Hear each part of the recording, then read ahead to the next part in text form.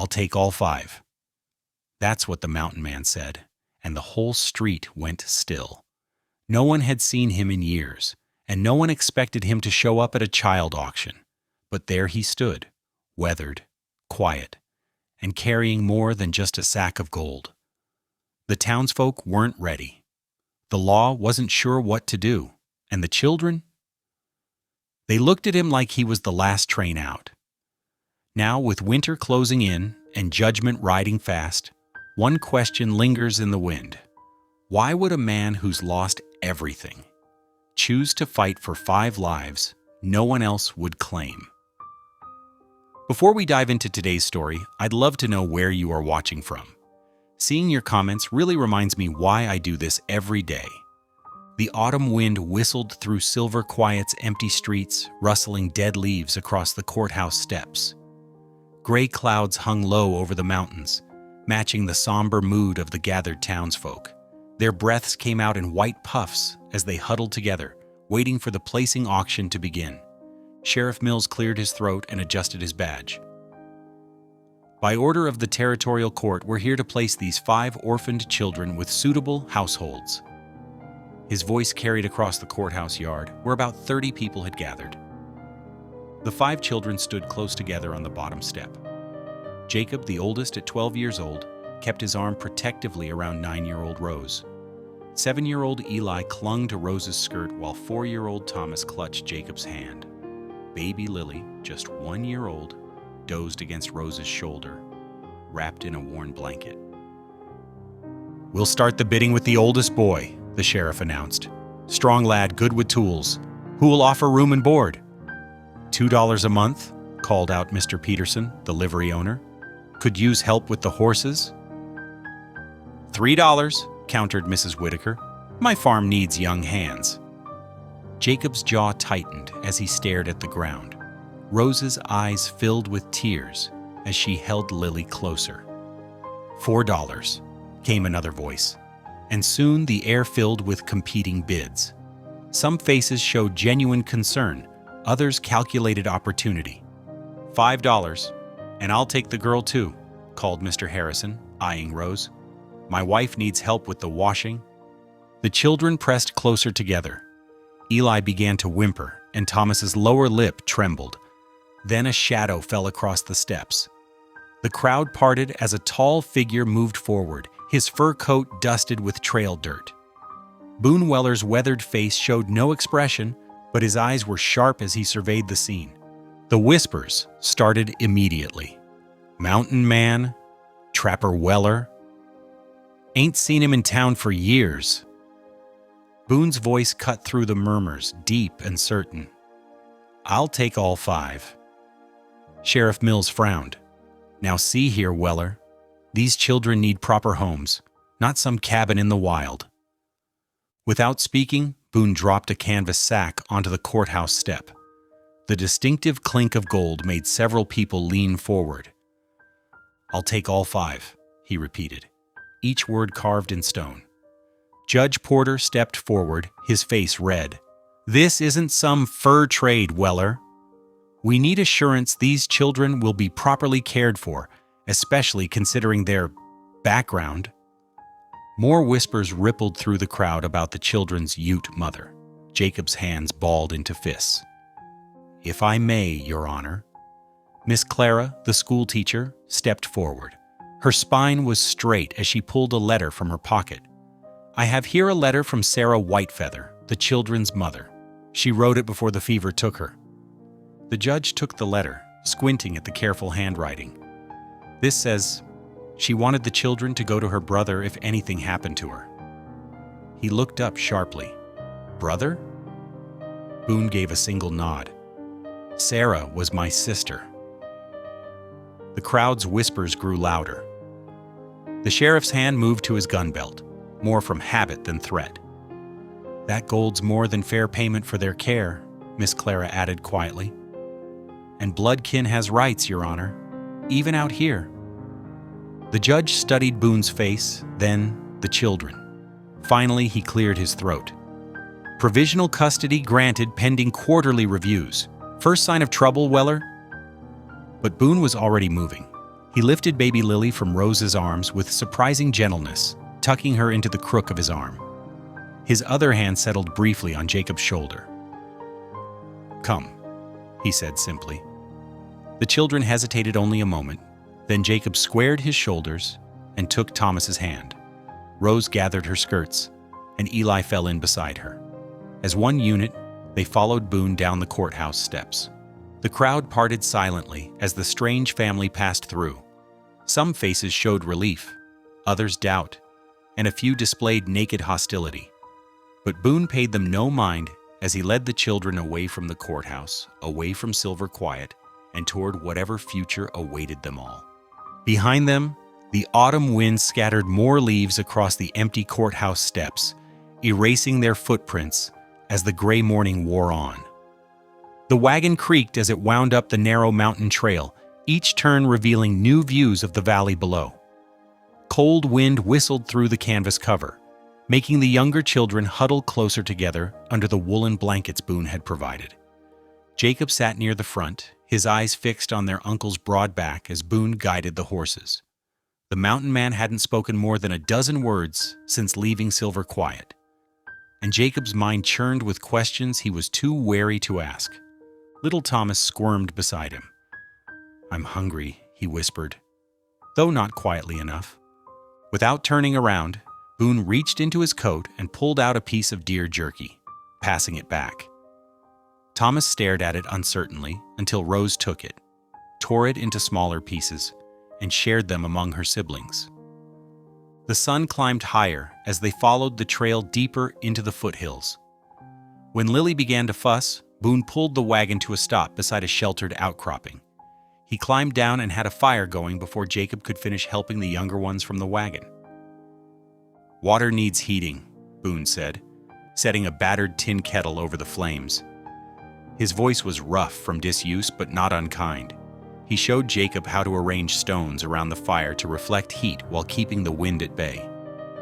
Rose sat with Lily in her lap, one hand absently touching the wooden cross that hung from a leather cord around her neck.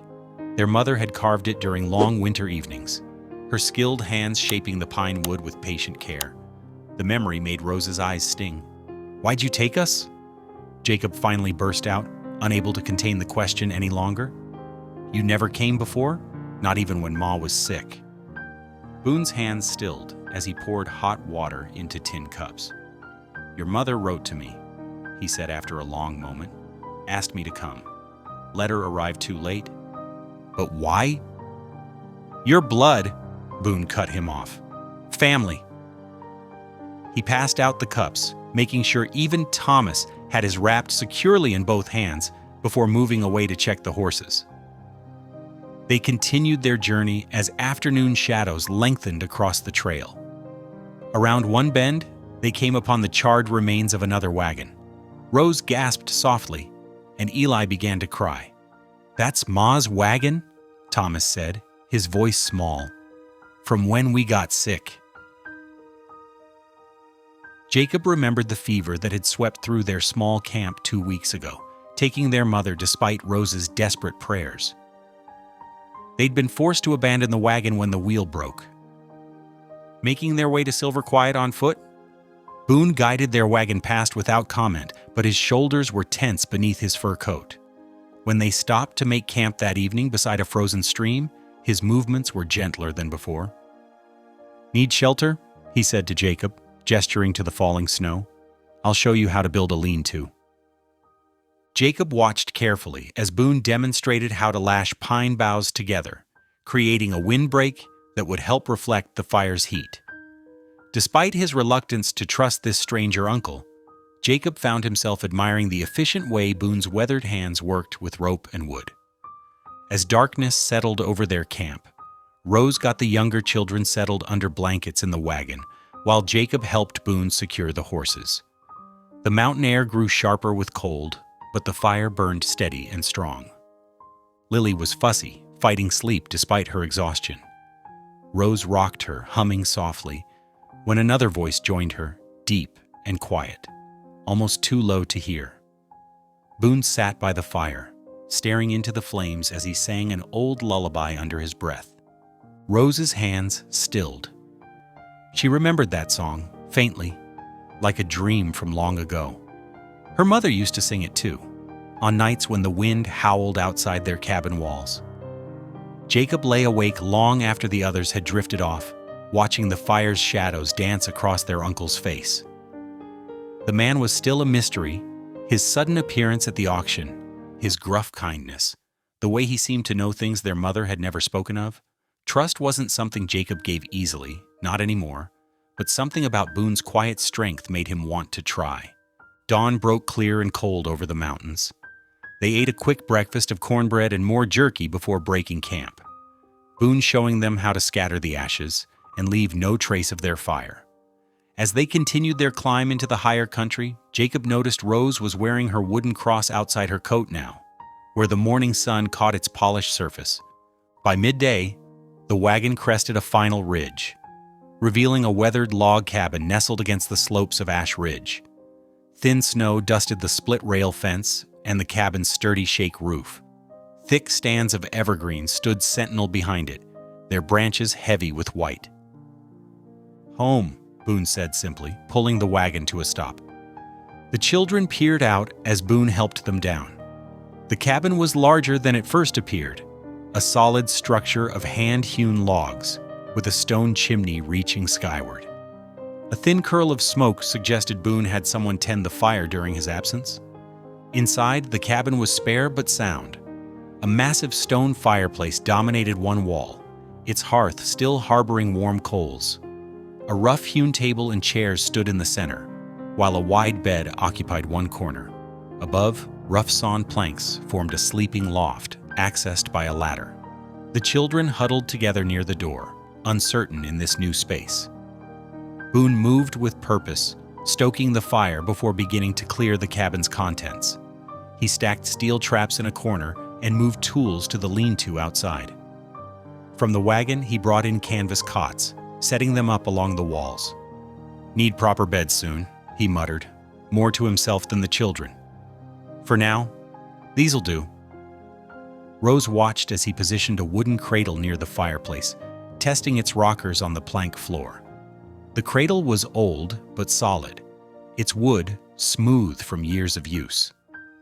While the others explored cautiously, Rose opened a drawer in the table, looking for a cloth to wipe dust from the cradle. Inside, she found a daguerreotype in a simple frame. The image showed a woman with kind eyes and a small boy of perhaps 4 years. Both wore their Sunday best, though the woman's smile seemed sad somehow. "My wife and boy," Boone's voice came quietly from behind her. Rose startled. She hadn't heard him approach. "A long time ago." Rose carefully set the picture down. "What happened to them?" Boone's weathered face grew still. "Fever, same as your ma." He touched the frame once, gently, then turned away to continue his work. The afternoon passed in a blur of activity. Jacob helped Boone bring in firewood and supplies from the wagon. Eli and Thomas explored every corner of the cabin while Rose kept Lily occupied. The baby was fussy, overwhelmed by the day's changes. As evening approached, Boone set about making supper. He added dried vegetables and strips of venison to a pot of water, seasoning it with herbs from a leather pouch. The smell of cooking stew gradually filled the cabin, making even Thomas pause in his restless wandering. "Time to sort sleeping places," Boone announced as they finished their meal. He pointed to the loft. "Jacob and Eli up there.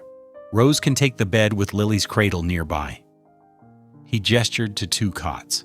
"Thomas here, and I'll—" But Thomas had begun to cry, great hiccuping sobs that shook his small frame. "Want Mama?" he wailed. "Want my own bed." The other children froze, watching Boone uncertainly. The mountain man stood still for a moment, then moved to his own bedroll near the fire. It was thick with furs and well-worn from years of use. "Here," he said gruffly, lifting the bedroll and carrying it to Thomas's cot. "This is warmer than them army blankets. Used it many nights in the high country. Keeps the cold away." Thomas's sobs slowed as he touched the soft furs. "Really?" he sniffled. "For me?" Boone nodded. All yours now." Rose helped Thomas settle into his new bed while Jacob and Eli climbed to the loft. Soon, only the pop and crackle of the fire broke the quiet as the children drifted off to sleep. Boone sat in a chair by the hearth, watching the flames dance lower. The daguerreotype sat on the table where Rose had left it, catching occasional glints of firelight. His wife's eyes seemed to watch him, asking silent questions about these 5 new lives he'd brought into their old home. He hadn't planned for this, had spent years avoiding anything that might lead to such responsibility, but his sister's letter, arriving too late to save her, had left him no choice. These children were blood, family. And somewhere in the quiet hours of that first night, as he listened to their soft breathing mixing with the wind in the pines, Boone began to understand what that truly meant. Dawn brought a pale winter sun and the children's first real morning in their new home. The cabin creaked and settled as Boone stoked the fire back to life, adding fresh logs while the others stirred in their beds. Jacob was first up, watching silently as Boone pulled on his coat. "Got snares to check?" Boone said, glancing at the boy. "Want to learn?"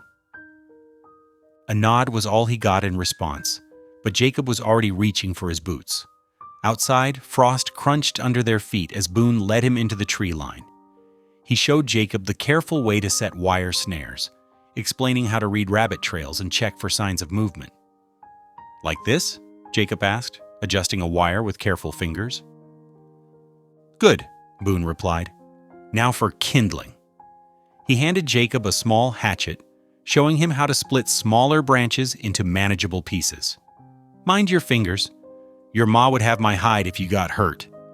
Back at the cabin, Rose had found a treasure. Tucked beneath Boone's bed was a stack of leather-bound journals, their pages filled with cramped handwriting. She settled near the fire with Eli, who was still wrapped in his blanket. "Listen to this," she whispered, opening to a random page. "Spring thaw came late this year. Found bear tracks by the creek, fresh cubs likely. Wolves moving down from high country, following the elk." She turned another page carefully. "Trading Post got new books in. Bought 3 for Sarah to read to Johnny during winter nights." Eli leaned closer. "Who's Sarah?" "His wife, I think. From the picture." Rose closed the journal gently. "He writes about everything he sees out here." The morning stretched on as Boone walked his fence lines, checking for damage from recent storms. When he returned, the cabin was filled with an unfamiliar smell. The children had found a bag of flour, Miss Clara's doing, he realized, and were attempting to make biscuits. "They're awful hard," Thomas announced, proudly holding up a misshapen lump. "Reckon they'll do," Boone said, hiding a smile as he accepted one. The biscuits were indeed hard as rocks, but the children's faces were bright with accomplishment. That evening, after the younger ones were settled, Jacob stayed by the fire. He'd been quiet all day, watching Boone with questions in his eyes. Finally, they came out. "Why'd you leave Ma?" His voice was steady, but his hands twisted in his lap. "She needed you." Boone set down his coffee cup slowly. The fire popped and hissed in the silence before he spoke. "I made mistakes, was young and foolish, thought I knew better than everyone." He stared into the flames. "After Sarah and Johnny died, I couldn't face anyone, not even your ma." His voice roughened. "But I don't run from them no more." Before Jacob could respond, a knock echoed through the cabin. Boone rose, tension visible in his shoulders, as he opened the door to reveal Miss Clara, her clothes dusty from travel. "Evening, Mr. Weller," she said, stepping inside. Her face was grave. "I've news from town. The Bureau of Family Protection is sending an agent in 2 weeks' time." Boone's hand tightened on the doorknob. "What for?" "To inspect the homestead and the children." Miss Clara glanced at Jacob, who had drawn closer to Boone. "If they find anything amiss, conditions unfit or the children poorly cared for, they'll have authority to remove them." The wood creaked under Boone's grip. For a moment, only the wind outside and the sleeping children's soft breathing broke the silence. Then he gave a single, tight nod. "Much obliged for the warning," he said quietly. Miss Clara touched his arm briefly. "You're doing right by them, Mr. Weller. Anyone can see that." She pulled her shawl closer. "I'll return tomorrow with some things you might need. Proper bedding, school books for the older ones." After she left, Boone stood at the window watching her wagon disappear down the trail. Behind him, Jacob spoke softly. "We won't let them take us." Boone turned to find the boy standing straight and determined. "No," he agreed, his voice rough with promise. "We won't." The days that followed settled into a gentle rhythm, like the steady beating of a drum. Each morning, Boone rose before dawn, stirring the banked coals back to life while the children slept. One by one, they would wake to find him already moving through the day's first tasks. "Goats need feeding," he'd say, handing Jacob a bucket of dried corn. The boy took to the work naturally, learning how to check the animals' water and clear snow from their shelter. Sometimes Eli would tag along, his small boots leaving tracks beside his brother's larger ones. Rose found her place too, keeping the cabin in order just as their mother had taught her. Her quiet humming filled the space as she swept the rough wooden floors or folded the few clothes they owned. The sound reminded Boone of another woman who had once made this cabin feel like home. "Water's getting low," Boone announced one morning, setting out buckets. He showed the older children how to pack clean snow tight, then melt it slowly over the fire. "Too fast, and it tastes wrong," he explained, testing the temperature with a weathered hand. Even Thomas helped, carrying kindling in his small arms, while Boone taught them to keep the fire fed. "Not too much at once," he'd remind them. "Let it breathe." The flames danced in their eyes as they learned the rhythm of tending it. One afternoon, Boone sat at his workbench, measuring and cutting boards he'd been saving. The children watched curiously as he worked, the sound of his saw filling the cabin with its steady rhythm. "What are you making?" Eli asked, peering around his shoulder.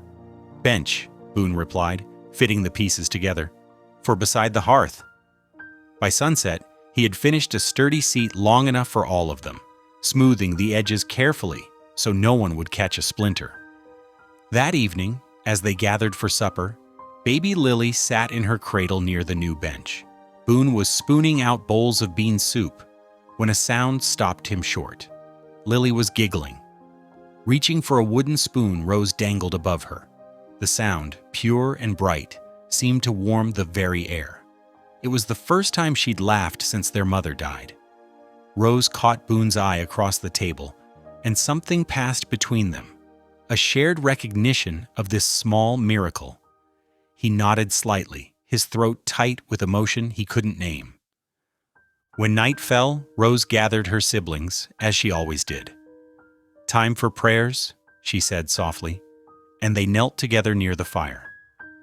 Boone remained in his chair, but his hands grew still as Rose's voice carried their mother's words through the cabin.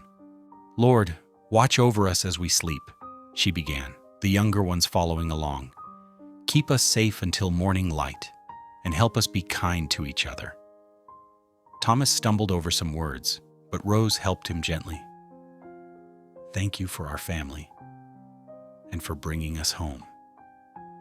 Boone listened, remembering how his sister had prayed these same words in their childhood home.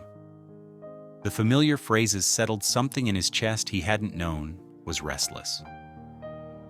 On the 5th day, Boone spent the morning in his workshop, measuring and cutting with careful precision. The children drifted in and out, curious about his project. "It's a sled," he explained, showing them how the runners would glide over snow. "For hauling firewood." He'd noticed how the younger ones struggled through the deep drifts, and more than once Thomas had fallen trying to carry logs. By afternoon, the sled was ready, sturdy boards joined with iron fittings, with a rope to pull it. The children tested it eagerly, finding it could indeed carry a good load of wood with far less effort than before. That evening, As Boone stoked the fire one last time, something on the mantel caught his eye. There, carefully placed between Rose's wooden cross and a pine cone Thomas had found, was the old photograph of Sarah and Johnny. He hadn't seen it since Rose discovered it in the drawer days ago. His hand trembled slightly as he touched the frame. The image was faded now, Sarah's smile soft, Johnny's face bright with childhood. But somehow seeing it there didn't hurt the way it used to. Instead, it felt right, as if his past and present were finally finding ways to exist together.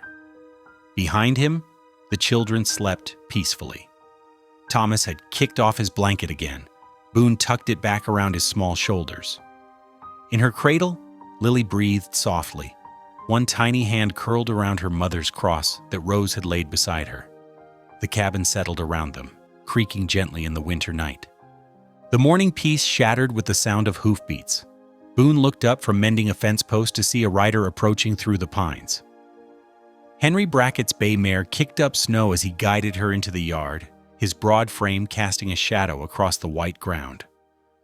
The children, who had been helping stack firewood near the cabin, drew closer together. Jacob stepped in front of his siblings, shoulders tense as he watched the stranger dismount. "Weller!" Brackett's voice boomed across the yard.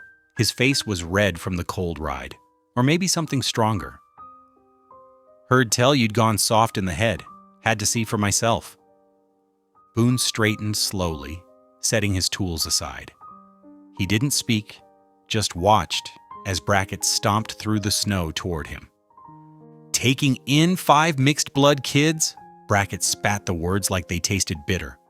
"What kind of fool notion got into you? Man like you, living alone all these years, suddenly playing father to red children?" The words hung sharp in the winter air. Behind them, Rose pulled Thomas closer, her hand protective on his shoulder. Boone's voice came low and steady. "They're my sister's children." "Sister?" Brackett barked a laugh. "The one who married that Ute? Disgraced herself, if you ask me. And now you're carrying on her mistake." Boone's hands tightened on the fence post, but his face remained calm. "Wasn't asking you, Brackett." "Well, county agent will be asking plenty." Brackett stepped closer, his boots crunching in the snow. "They won't look kindly on some mountain hermit raising Indian children. Mark my words, Weller. You're asking for trouble." "Only trouble I see came riding in uninvited." Boone's words were quiet but firm. He moved slightly, positioning himself between Brackett and the children. Brackett's face darkened. He opened his mouth to say more, but something in Boone's steady gaze made him pause. After a long moment, he turned back to his horse, mounting with an angry grunt. "Your funeral, Weller," he called over his shoulder as he wheeled the mare around. "But don't say I didn't warn you." The hoofbeats faded into the pines, leaving only the sound of wind in the trees. That evening, after the younger ones were asleep, Jacob sat by the fire, watching the flames dance. Boone could see the questions burning in the boy's eyes before he spoke them. "Is that what people think?" Jacob's voice was barely above a whisper. "That we're less than others because of our blood?" Boone set another log on the fire, letting the sparks settle before he spoke.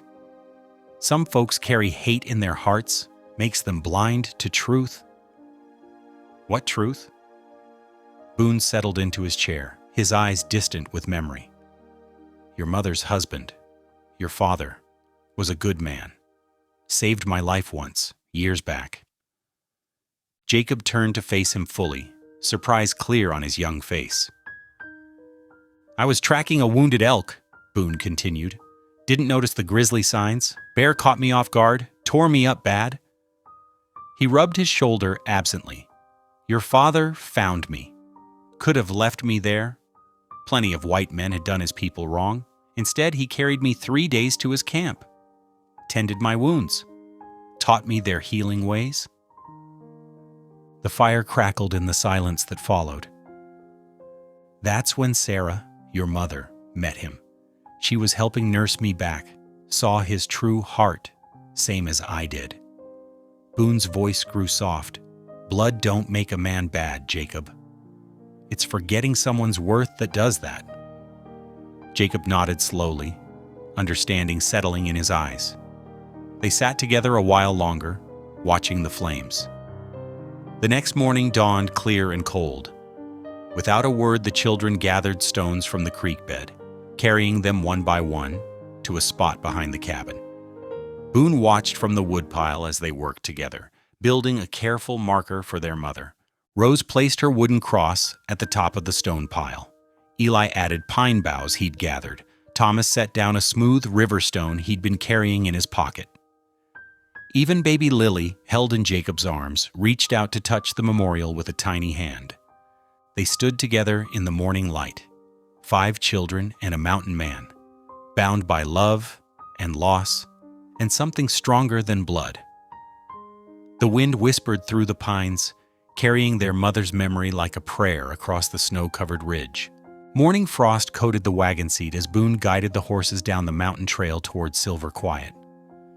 Jacob and Rose huddled under wool blankets beside him, their breath making little clouds in the cold air.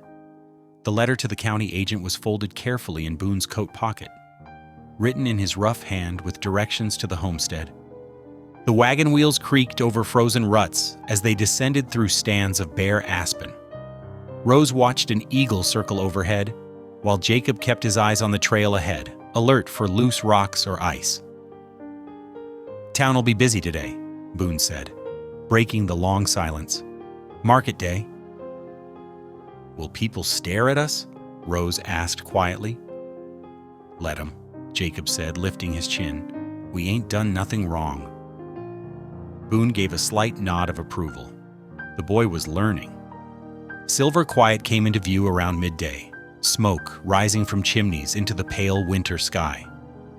Boone tied the wagon outside the general store, helping Rose down from the high seat. Inside, Miss Clara was arranging jars of preserves on a shelf. "Well, if it isn't my favorite students?" She smiled warmly, setting down her work. "And Mr. Weller, how are you managing?" "Managing fine," Boone said, producing the letter. "Need this sent to the county agent in Denver?" While Miss Clara wrapped the letter for posting, she gathered supplies, warm coats for each child, thick socks, dried apples, and paper for writing practice. When Boone reached for his money pouch, she waved him off. "Consider it my contribution to their education," she said firmly. "Those children deserve every chance." Outside the store, they encountered Reverend Matthews sweeping snow from the church steps. He straightened at their approach, eyes kind beneath bushy brows. "Mr. Weller," he called. "A moment, if you please." The preacher disappeared inside, returning with a worn leather book. "The Psalms," he explained, holding it out. "For the children, and perhaps for yourself."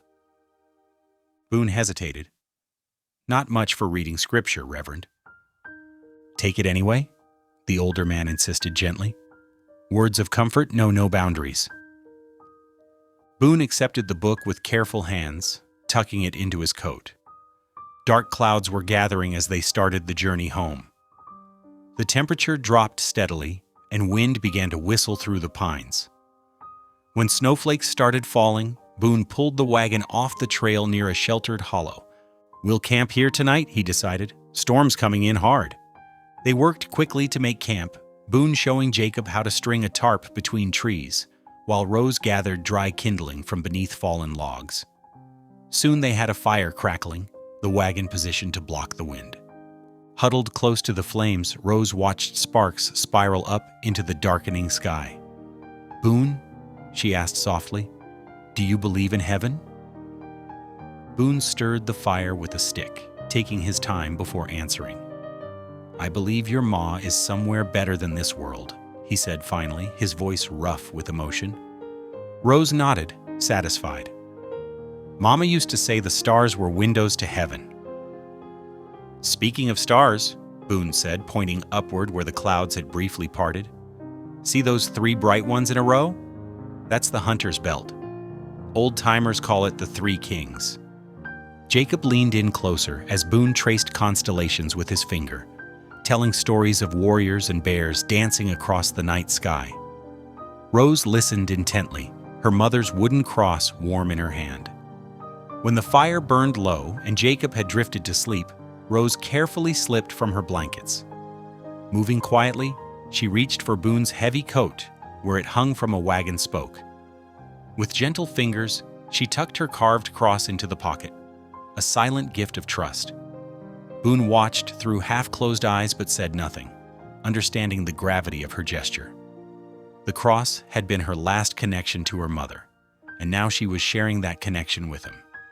Snow continued to fall as Rose returned to her blankets. Boone pulled his coat closer, feeling the small wooden cross press against his heart. Above them, the clouds parted just enough to show a single star, bright and steady in the darkness. They slept that night beneath the storm, 3 souls bound together by something stronger than blood or law, a family forming one small piece at a time, like stars appearing in a clearing sky. The afternoon sun cast long shadows through the pines as smoke curled from the cabin's chimney. Inside, Rose tended to baby Lily, who cooed softly in her cradle near the hearth. The fire crackled, sending warmth through the small space, while snow fell gently outside. Eli sat cross-legged by the window, whittling a stick with the small knife Boone had given him that morning. Thomas napped on his cot, wrapped in a patchwork quilt. Boone and Jacob had left at dawn to check the snare lines, promising to return before dusk. Rose hummed their mother's lullaby as she folded clean linens. A sharp crack from above made her pause. Something wasn't right. The smell hit her first. Not the usual wood smoke, but something sharper, more urgent. Her heart jumped as she saw wisps of dark smoke seeping through a ceiling beam. "Eli!" she called, trying to keep her voice steady. "Wake Thomas. We need to go outside."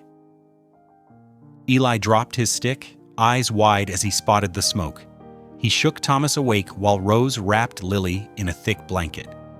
The baby started to cry as Rose hustled them toward the door. "Quick now," she urged, shepherding her brothers onto the snowy ground. The smoke was thicker now, black tendrils reaching through the roof shingles. A red glow flickered beneath them. Thomas began to sob. "I want Boone." "He's coming," Rose promised, though her voice shook. She held Lily close, watching in horror as flames licked through the roof.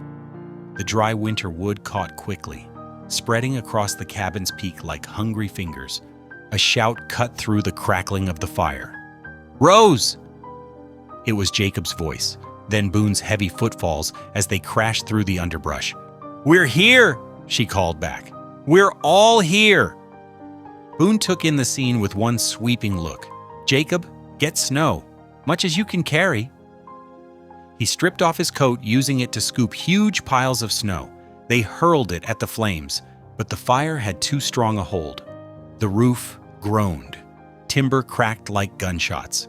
Boone backed away, pulling Jacob with him as the first wall gave way. The children huddled together, watching their home collapse in on itself. Sparks shot skyward, dancing against the darkening sky like evil stars. They worked for hours, Boone and Jacob throwing snow on the smoldering ruins until the last flames died. But it was too late. The cabin was gone. Only the stone chimney stood, a lonely sentinel in the gathering dusk. Night fell swift and cold. Boone strung a canvas tarp between 2 pines, creating a makeshift shelter. He gathered every blanket and piece of clothing they'd managed to save, wrapping the children in layers. "Ain't much," he said gruffly, "but it'll keep the wind off." They huddled close for warmth. Thomas pressed against Jacob's side, while Eli curled up small, trying not to shiver. Rose cradled Lily, who had finally fallen into an exhausted sleep. Tears rolled silently down Rose's cheeks as she stared at the ruined cabin. Boone sat at the edge of their shelter, his broad shoulders hunched against the cold. He hadn't spoken since setting up the tarp. The firelight caught his face, carved deep with worry and something else, fear perhaps, or grief. The wind picked up, rattling the canvas. Rose watched Boone's silhouette, remembering how proud he'd looked just that morning. showing Eli how to use a knife proper. Now their world had burned away in an afternoon, and she didn't know what would happen next. Her tears fell faster, though she tried to stay quiet. The wooden cross she'd given Boone was in that cabin, along with the picture of his wife and son, Jacob's new tools, Thomas's favorite quilt. All turned to ash. The night grew colder. Boone moved silently among them, adjusting blankets, making sure each child was covered. When he reached Rose, he paused, his rough hand gentle on her shoulder. She felt him tuck his own coat around her and Lily, leaving himself in just his wool shirt. Rose finally drifted into uneasy sleep, her cheeks still wet with tears. The last thing she saw was Boone, sitting guard in the darkness, his eyes fixed on the ruins of their home as snow began to fall once more. Dawn broke pale and cold over the smoking ruins. Frost had formed on the canvas tarp, crackling as Boone rose from his vigil. His breath clouded in the bitter air as he gently woke the children. "Time to go," he said quietly, helping Thomas to his feet. The boy's teeth chattered as Boone wrapped him in the last dry blanket. Jacob worked alongside Boone, loading their few salvaged belongings into the wagon. Rose held Lily close, the baby whimpering from the cold. Eli stood silent, staring at the blackened timbers of what had briefly been their home. "Ain't safe to stay," Boone explained, his voice rough from smoke and sleeplessness. "Gotta get you somewhere warm." The wagon creaked as they settled in, huddled together under whatever coverings remained. Boone clicked to the horses, and they began the long descent through the pines. The morning sun did little to warm them as they wound down the mountain track. Slush sprayed from the wagon wheels, and bitter wind cut through their clothes. Rose tried to shield Lily from the worst of it, while Jacob and Eli pressed close to Thomas, sharing what little warmth they had. Boone drove steadily, his broad shoulders hunched against the weather, stopping only to water the horses and offer the children the last of their jerky. The journey that had taken 2 days climbing up took one coming down, with Boone pushing the pace as much as he dared on the treacherous track. Dusk was falling when they finally rolled into silver quiet, the wagon wheels rattling on the frozen mud of Main Street. Miss Clara was sweeping the church steps when she spotted them. Her broom clattered to the ground as she rushed forward, taking in their smoke-stained faces and exhausted eyes. "Lord have mercy," she whispered, then squared her shoulders. "Bring them inside. Quick now." The church basement was cool but dry, lit by oil lamps that cast warm circles in the gloom. Miss Clara bustled about, laying out bedrolls on the floor, while other townspeople, drawn by word of their arrival, brought what they could: blankets, hot soup, fresh clothes for the children. "The cabin burned," Boone explained simply when asked, his voice carrying across the basement. A murmur ran through the gathered folk. Some faces showed sympathy, others judgment. The basement door opened, letting in a blast of cold air and a sharp-featured woman in a dark traveling suit. She carried a leather portfolio and wore a badge that marked her as a county agent. The room fell silent. "Agent Agnes Stewart," she announced, her eyes sweeping the scene. "I came as soon as I received word of the fire." She turned to Boone. "Mr. Weller, I believe we need to discuss the situation." Boone nodded once, following her to a corner of the basement. The children watched anxiously as he gave his report in low tones, holding nothing back. The spark from the chimney, the collapsed roof, the night spent under the tarp. Agent Stewart's pen scratched across her notebook, her expression unreadable. "And the children's condition?" she asked. "Any injuries? Exposure?" "None," Boone answered. "Rose got them out clean. I failed them on the cabin, but not on that." The agent studied him for a long moment. "I'll need to examine the children tomorrow morning," she said finally, "thoroughly. And Mr. Weller?" She held his gaze. "One mistake may cost you all of them." Boone's face remained still, but his hands tightened on his belt. He watched as the agent climbed the basement stairs, her boots clicking on each step. Miss Clara approached him after the agent left. "The children can stay here as long as needed," she offered softly, "and there's space in the back room for you." Boone shook his head. "I'll bed down with the horses." He turned toward the children, who had been watching the whole exchange. Rose held Lily while Jacob stood protective near his brothers. Their eyes held trust now, where there had been only fear weeks ago. "You rest," Boone told them gruffly. "I'll be close if you need anything." As he turned to go, Rose spoke up. "Uncle Boone?" The word was new on her tongue. "You won't let them take us, will you?" Boone stopped, his broad shoulders tense in the lamplight. He looked back at the 5 faces that had become his whole world. "No," he said quietly. "I won't." But as he walked out into the cold night, his step was heavy with the weight of a promise he wasn't sure he could keep. Morning light filtered through the church's stained glass windows, casting colored shadows across the worn floorboards of the hall. Boone helped Thomas button his freshly cleaned shirt, while Rose smoothed Lily's wispy hair. Jacob stood straight-backed, his patched clothes as neat as they could manage. Agent Stewart arrived precisely at 9 o'clock, her heels clicking against the wooden floor. She set her leather portfolio on a table and adjusted her wire-rimmed spectacles. "We'll begin with individual assessments," she announced, consulting her papers. "Jacob first, if you please." Jacob squared his shoulders and followed her to a corner of the hall. Boone watched as the agent settled into a chair, notebook open on her lap. "Tell me about your daily responsibilities," she prompted, pen poised. Jacob glanced at Boone before answering. "I help Pa with the snares and wood chopping. Make sure Eli and Thomas get their chores done too." "Pa?"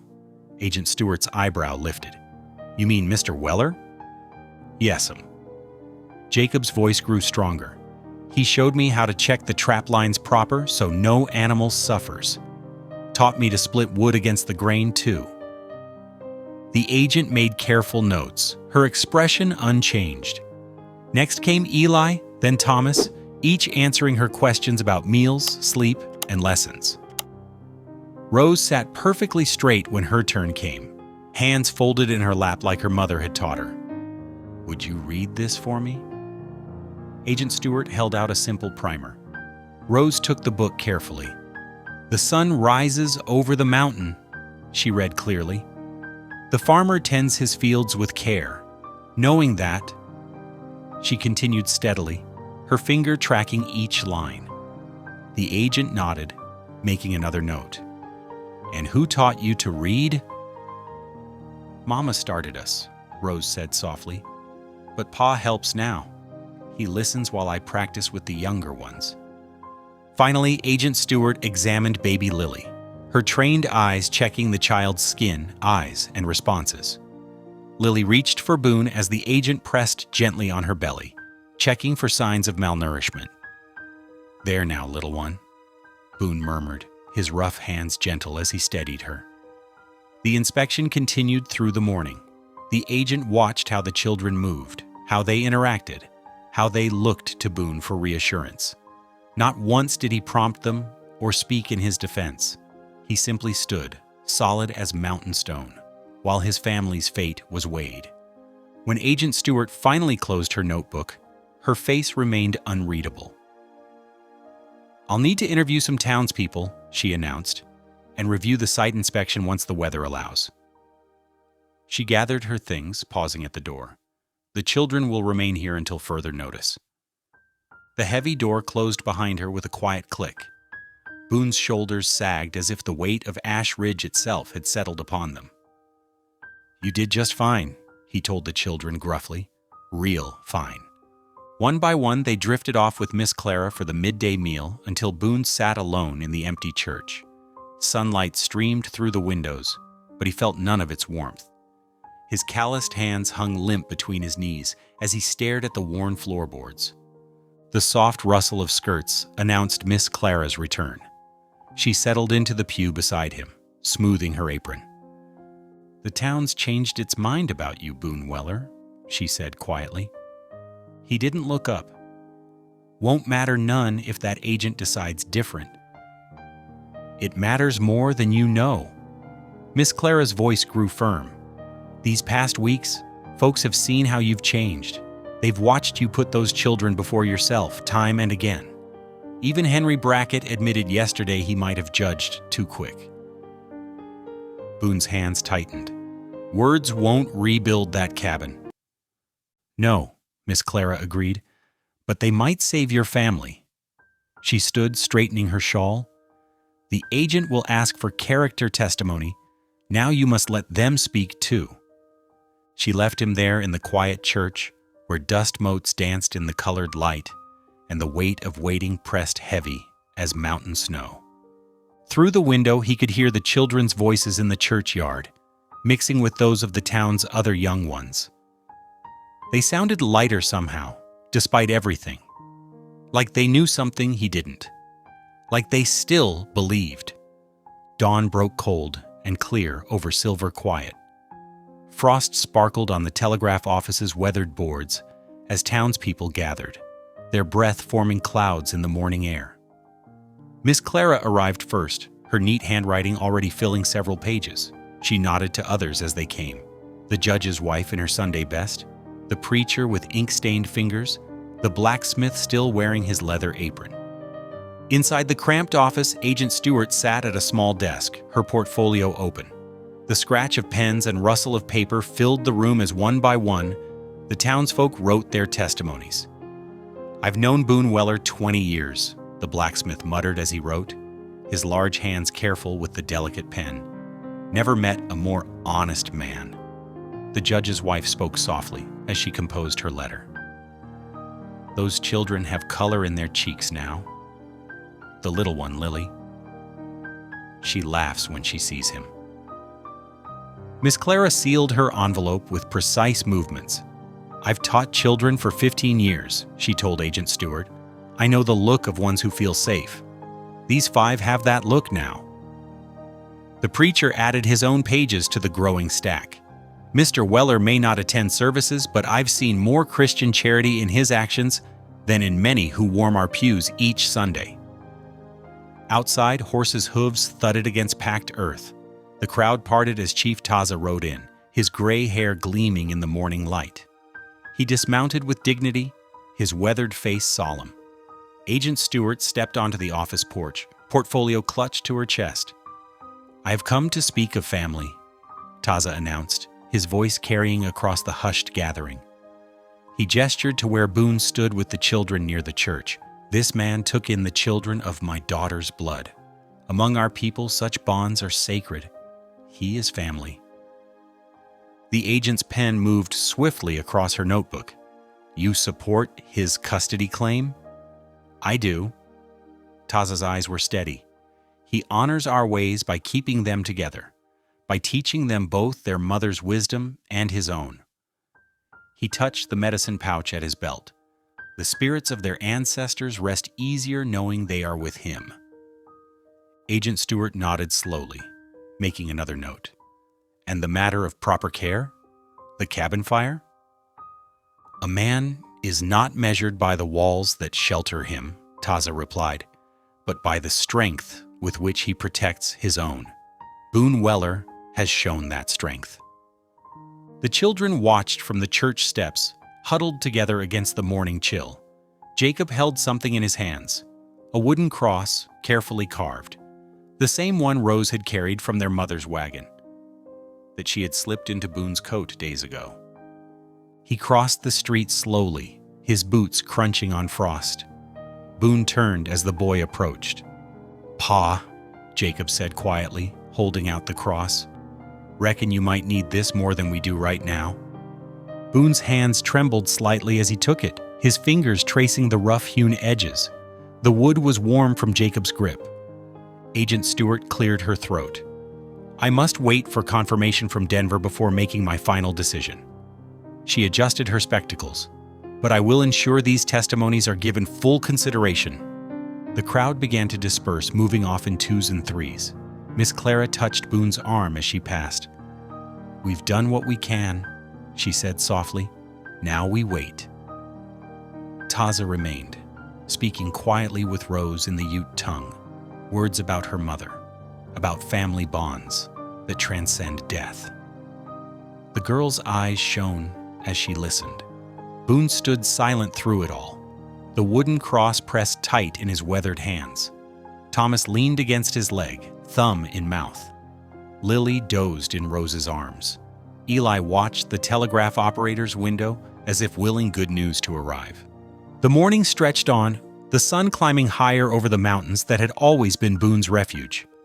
Now they seemed to watch and wait with him, their snow-covered peaks gleaming against the deep blue sky. In his hands, the simple cross held the weight of promises, those broken long ago, and those newly made. Jacob's shoulder pressed against his arm, a silent show of support. The boy who had once watched him with such suspicion now stood steady beside him, as if to share the burden of uncertainty.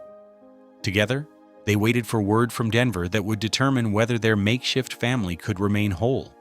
Snow fell in thick curtains over Silver Quiet, blanketing the town in hushed white. For 3 days, the telegraph office stood silent while drifts piled against its walls. Inside the church basement, Boone and the children waited, passing time with stories and simple games. Rose taught Eli to braid string, while Thomas stacked wooden blocks beneath the watchful eye of Miss Clara, who visited daily with fresh bread and encouragement. On the morning of the 4th day, the telegraph's urgent clicking broke through the storm's quiet. Agent Stewart's boots left sharp tracks in the fresh snow as she hurried from the office to the church, her portfolio clutched tight against the wind. She paused at the basement door, brushing white flakes from her shoulders, and straightened her spine before descending the wooden steps. The basement fell silent as she entered. Boone stood slowly from where he'd been helping Jacob mend a torn shirt. Rose clutched Lily closer to her chest. Even Thomas stopped his play, wooden block suspended in midair. Agent Stewart cleared her throat. "Mr. Weller." She withdrew a paper from her portfolio, the official seal of the Colorado Territory visible in the lamplight. "I've received word from Denver."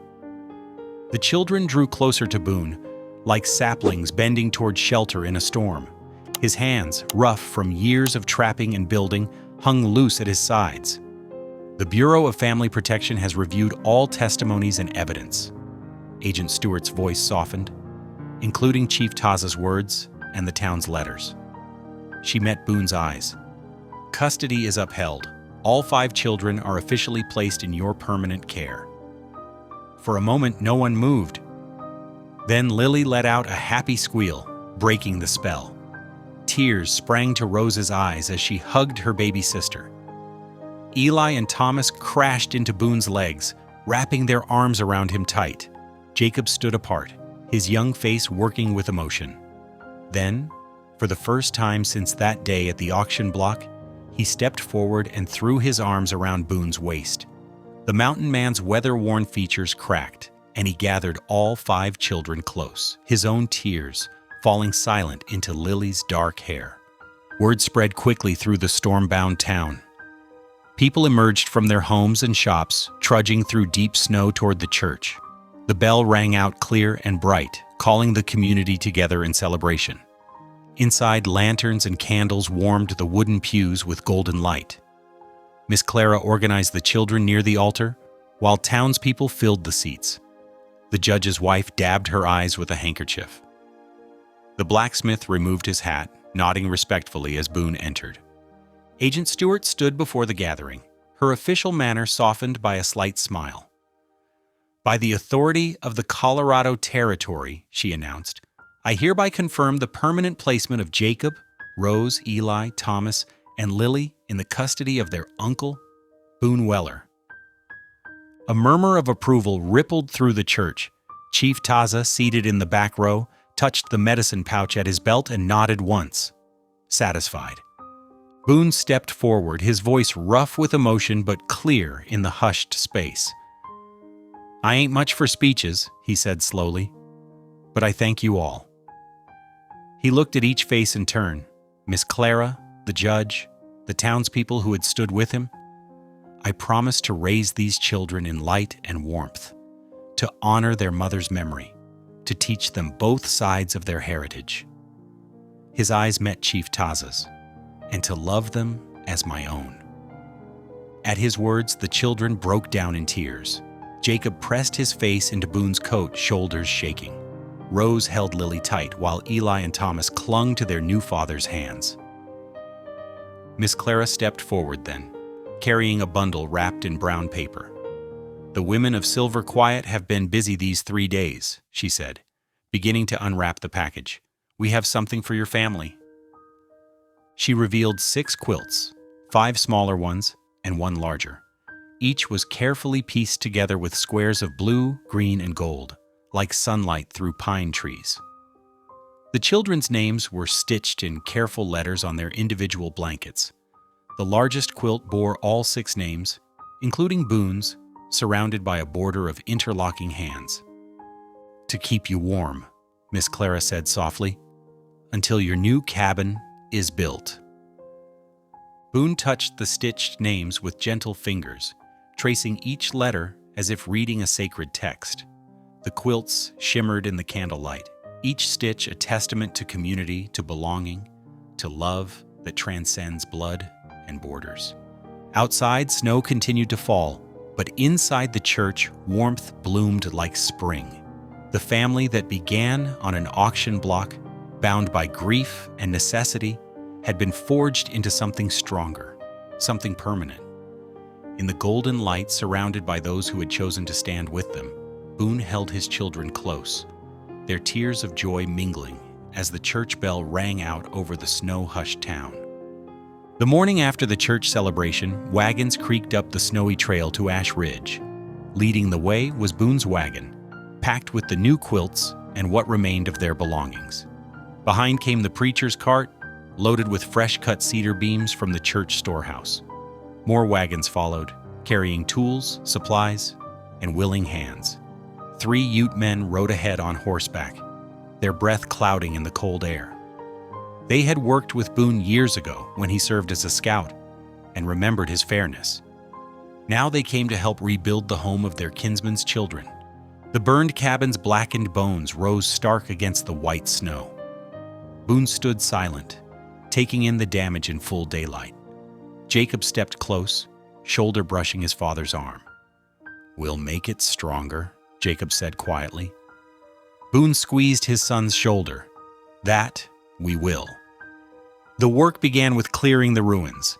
Men from town and the Ute camp worked side by side, hauling away charred timbers and salvaging what iron fittings they could. The blacksmith, Mr. Henderson, examined the old stove's remains and shook his head. "Got a spare at my shop," he said, wiping soot from his hands. "Newer model, better draft control, less likely to throw sparks." He glanced at Rose, who stood watching from beside the wagon. "Keep the little ones safer." While the men worked, Miss Clara organized the children to gather stones from the creek bed. Even Thomas helped, proudly carrying 1 rock at a time. These would line the new fireplace, carefully mortared to prevent any spark from escaping. The Ute men proved skilled builders, showing efficient ways to notch the cedar logs for tighter joints. Their techniques, passed down through generations, would help the cabin hold warmth better. Boone worked alongside them, trading words in their language, building bridges as surely as they built walls. By the 3rd day, the cabin's skeleton stood complete. The roof went on next, double layered with cedar shakes to shed snow. The preacher's wife brought soup in huge pots, feeding the workers as they labored. Rose helped serve, learning the rhythm of caring for many hands. Inside, Boone focused on making the space truly theirs. He installed long shelves along one wall, strong enough to hold the books Miss Clara promised to bring. Under the windows, he built a bench where the children could sit and watch snowfall or summer rain pass. In the evenings, after the workers left, Boone stayed up late in the tool shed. The rasp of his saw and tap of his hammer carried through the night while the children slept in the church basement. He was building chairs, 5 of them, 1 for each child. Each chair took shape under his careful hands. He carved their names into the backrests with patient skill, Jacob in strong straight lines, Rose with gentle curves like flower petals, Eli bold and clear, Thomas with playful swoops. For Lily's chair, he added something special, a dove taking flight carved into the wood above her name. A week passed. The new stove was installed, its pipes straight and true through a properly sealed chimney. Fresh-cut pine floors replaced the old ones, and thick curtains hung at the windows, a gift from the judge's wife.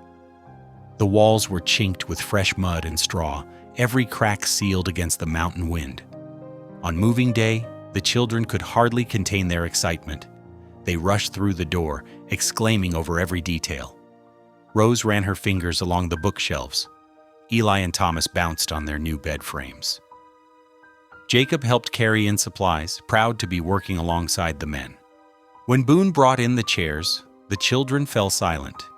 He placed each one carefully, the wood gleaming with fresh oil.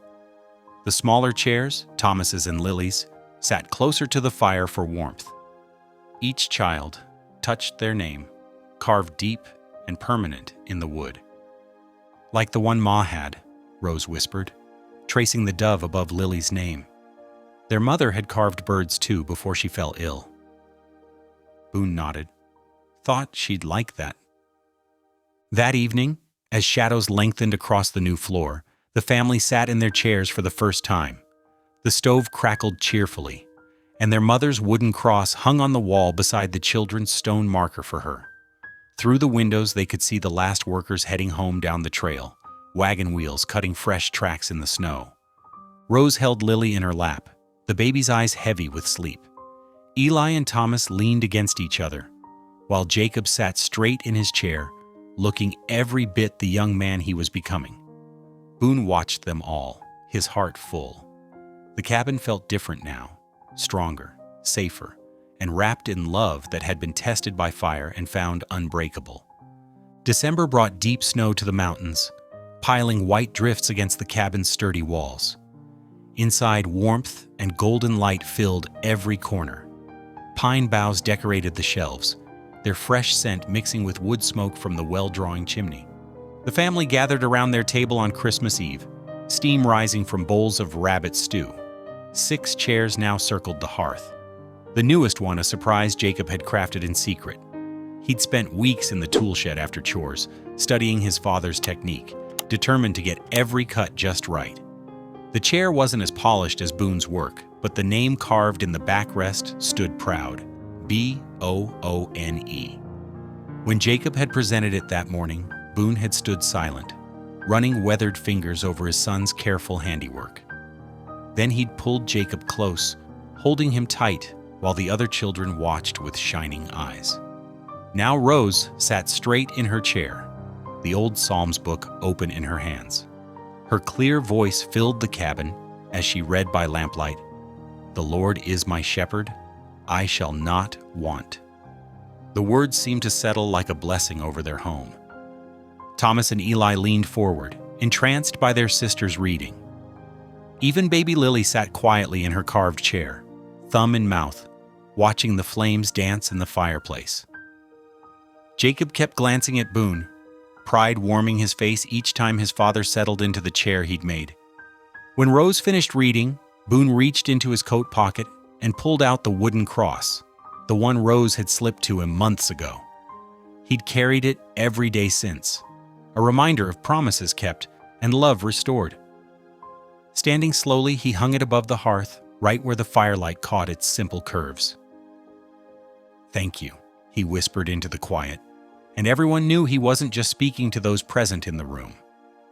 Outside, the winter sky cleared to reveal a blanket of stars scattered like diamonds over Ash Ridge. Their light filtered through the windows, adding to the glow within. Boone crossed to Lily's chair and scooped her up, lifting her high toward the ceiling. The baby's giggle burst forth like a spring of joy, pure and unexpected.